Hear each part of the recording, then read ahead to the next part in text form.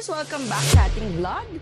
Hi, I'm Mommy Mariel, the mom behind Little Rider Philippines. Andito ako ngayon sa Manila branch natin at excited ako ipakita sa inyo yung ating mga gasoline operated. So tara! Meron tayo ditong 49cc Vespa natin, green, black, yellow, may red. So tuloy-tuloy yung assembled nila para marami po kayong pagpilian. So may 110cc din tayo. Andito yung mga 49cc ATV, yung ating small body and big body at yung limited edition printed natin.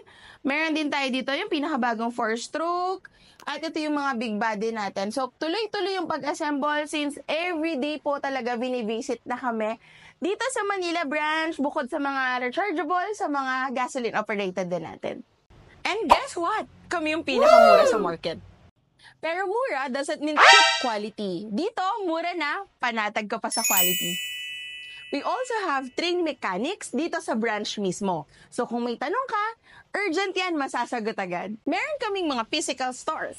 Like this. Hindi basta online lang, hindi ka ma-scam, hindi meet up kung saan-saan. Sa panahon ngayon, mahirap magtiwala. Lalo sa online, yung sinasabi nilang same-same lang, maniwala ka sa akin, hindi same yan. Kung naghahanap ka ng motor para kay bunso, o pang regalo kay pamangkin, dito na yan sa sigurado. Visit us today at Little Rider PH, Paco Manila branch or Santa Maria Bulacan branch.